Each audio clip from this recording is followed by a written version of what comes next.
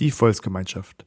Das klingt im ersten Moment nach Zusammenhalt, nach Einheit, nach wir halten alle zusammen. Aber war diese Idee tatsächlich Realität oder nur ein cleverer Trick, um Menschen zu kontrollieren? In diesem Video erfährst du, was die Volksgemeinschaft der Nazis tatsächlich war, wer dazugehören durfte und wer nicht. Los geht's! Was ist die Volksgemeinschaft überhaupt? Die Nazis versprechen ab 1933, dass alle sozialen Unterschiede, egal ob arm oder reich, aufgehoben werden. Jeder Volksgenosse soll gleich viel wert sein. Das Ziel war eine starke, einheitliche Gesellschaft ohne Parteien, ohne Klassen und ohne Streit. Eine Gemeinschaft des Blutes, so nannte es Adolf Hitler. Aber Vorsicht, in Wahrheit war es keine offene Gesellschaft, sondern eine Gesellschaft, aus der viele ausgeschlossen wurden. Wer gehörte zur Volksgemeinschaft und wer nicht? Für die NSDAP und Hitler waren alle Volksgenossen, die als arisch galten, die politisch loyal zur NSDAP standen und die sich an die Nazi-Ideologie anpassten. Und alle anderen wurden ausgegrenzt oder Schlimmeres. Dazu gehörten Jüdinnen und Juden, Sinti und Roma, Menschen mit Behinderungen, Homosexuelle, Kommunisten, Sozialdemokraten und christliche Gewerkschafter und sogenannte Asoziale, etwa Obdachlose oder Arbeitslose. Ab 1935 durften viele dieser Menschen nicht mehr wählen, keine Ämter ausüben und wurden systematisch verfolgt. Wie wurde die Volksgemeinschaft aufgebaut? Die Volksgemeinschaft wurde von den Nationalsozialisten nicht zufällig, sondern gezielt aufgebaut. Durch eine Kombination aus Propaganda, Ausgrenzung, Kontrolle und Belohnung. Ich erkläre euch jetzt die wichtigsten Strategien und Maßnahmen, mit denen die Nazis diese scheinbare Einheit des Volkes erschufen. Der erste Punkt ist die Propaganda, also mit einer Illusion der Einheit. Joseph Goebbels, der Propagandaminister, sorgte dafür, dass das Bild einer geeinten, starken Volksgemeinschaft in allen Lebensbereichen präsent war. Mit Plakaten, Filmen und Radiosendungen sollte das Idealbild vermittelt werden. Das fleißige, gesunde, arische Volk in Harmonie. Beispiele dafür waren Filme wie Triumph des Willens oder Hitlerjunge Quecks. Diese Filme zeigten disziplinierte Massen und gehorsame Jugend. Das Ziel war eine emotionale Bindung an das Regime und das Gefühl der Zugehörigkeit.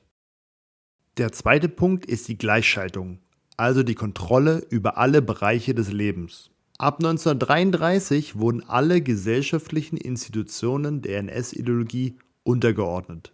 Parteien, Gewerkschaften und Vereine wurden verboten oder gleichgeschaltet. Zum Beispiel der DFB wurde zum NS-Reichsbund für Leibesübungen umbenannt. Presse, Rundfunk, Theater und Schulen standen unter staatlicher Kontrolle. Die Justiz und Verwaltung wurden systematisch entnazifiziert. Das bedeutet, dass kritische Beamte entlassen wurden.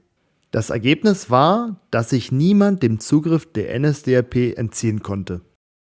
Der dritte Punkt sind die Jugendorganisationen. Mit ihnen sollte eine frühe Indoktrination stattfinden.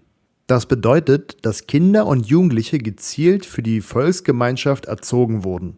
Die Hitlerjugend, kurz HJ, und der Bund Deutscher Mädel, BDM, wurden ab 1936 schrittweise verpflichtend. Die Inhalte waren körperliche Ertüchtigung, Gehorsam lernen sowie die NS-Ideologie und das Volksgemeinschaftsgefühl zu erlernen und zu leben. Ab 10 Jahren waren die meisten Kinder Teil dieser Organisationen. Es gab im Grunde keine Alternative. Ziel war es, eine neue Generation großzuziehen, die den Führer liebt und den Nationalsozialismus ohne Fragen zu stellen unterstützt. Der vierte Punkt waren die sozialen Maßnahmen, also die Belohnung der Volksgenossen. Wer sich als guter Deutscher verhielt, wurde belohnt. Die NS-Organisation Kraft durch Freude organisierte für loyale und fleißige Deutsche Urlaubsreisen, Theaterkarten und Sportangebote. Für nur 99 Reichsmark wurde jedem fleißigen Volksgenossen ein robustes und familientaugliches Auto versprochen. Das Modell war der spätere VW Käfer, entwickelt von Ferdinand Porsche. Die Nazis versprachen auch die Bekämpfung der Massenarbeitslosigkeit. Nicht nur aus wirtschaftlichen, sondern vor allem aus propagandistischen Gründen. Durch Arbeitsschaffung, vor allem durch Rüstung und Infrastruktur, zum Beispiel den Bau von Autobahnen, gab es scheinbar weniger Arbeitslosigkeit. Diese Maßnahmen waren jedoch autoritär, kurzfristig wirksam und auf Kriegsvorbereitung ausgelegt. Wer sich also loyal gegenüber dem NS-Regime verhielt, sollte ein besseres Leben führen können. Der 5. Punkt ist die Ausgrenzung und Verfolgung aller Nicht-Volksgenossen. Wie bereits erwähnt, wurden bestimmte Gruppen und Minderheiten aus der Volksgemeinschaft ausgegrenzt. Die 1935 eingeführten Nürnberger Gesetze definierten, wer deutschblütig ist und wer nicht. Sogenannte Nicht-Volksgenossen wurden von 1938 bis 1945 deportiert, zwangssterilisiert und ermordet. Beispiele sind dafür die Aktion T4 und der Holocaust. Die Volksgemeinschaft war nicht inklusiv, sondern exklusiv.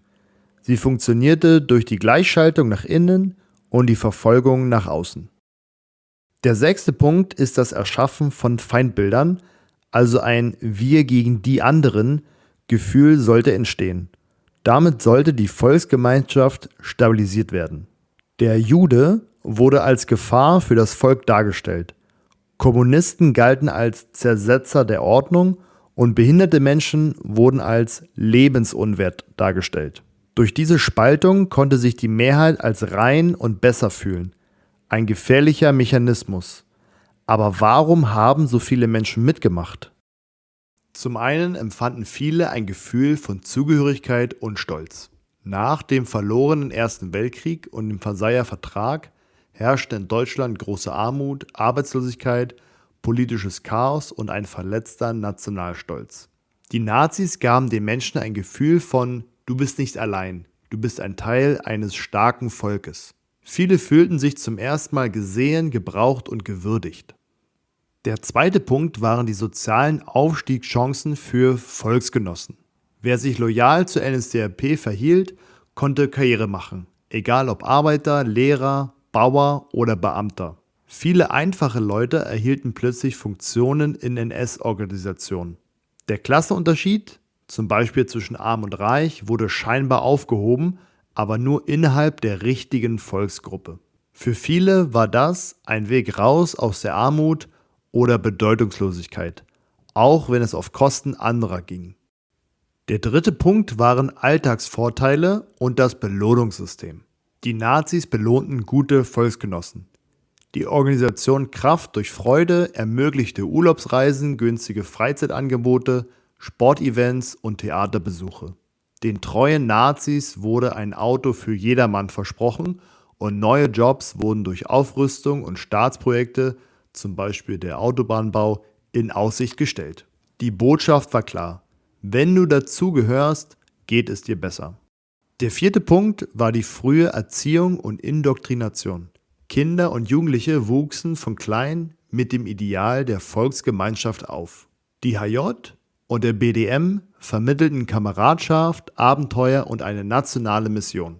In der Schule wurde jeden Tag die NS-Ideologie gelehrt, inklusive Rassismus und Führerkult.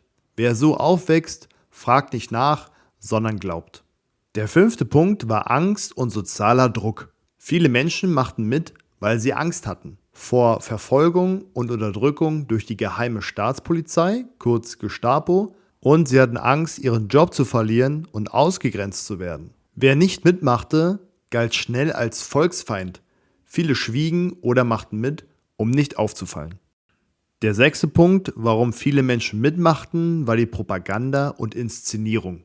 Die Nazis waren Meister darin, die Realität zu inszenieren. Große Aufmärsche, Fahnenmeere, Reden von Hitler erzeugten Gänsehaut, Einheit und eine gewaltige Massenwirkung. Filme, Radio, Zeitungen zeigten nur das gute Bild vom geeinten Volk. Wer das immer wieder sieht und hört, glaubt irgendwann, es sei wahr. Fassen wir die Punkte in Kürze zusammen. Die Volksgemeinschaft überzeugte so viele Menschen, weil sie Hoffnung und Stolz gab. Sie versprach Aufstieg und Vorteile. Durch Erziehung und Medien wurde sie den Menschen systematisch eingeimpft. Sie nutzte die Angst und den sozialen Druck aus und eine starke Wir gegen die anderen Logik wurde erschaffen. War die Volksgemeinschaft jetzt aber Realität oder Propaganda? Die Idee der Volksgemeinschaft war eines der mächtigsten Versprechen der Nationalsozialisten. Sie versprach Einheit statt Spaltung, Gleichheit statt Klassen und Gemeinschaft statt Chaos. Aber in Wirklichkeit war sie eine perfekte inszenierte Lüge. In Realität schloss die Volksgemeinschaft Millionen Menschen aus, weil sie nicht deutsch genug waren. Sie diente dazu, Gegner zu verfolgen, Andersdenkende auszuschalten und Rassismus zu rechtfertigen. Sie wurde mit Propaganda aufgebaut, mit Angst durchgesetzt und mit Gewalt verteidigt. Die Idee der Volksgemeinschaft war natürlich reine Propaganda.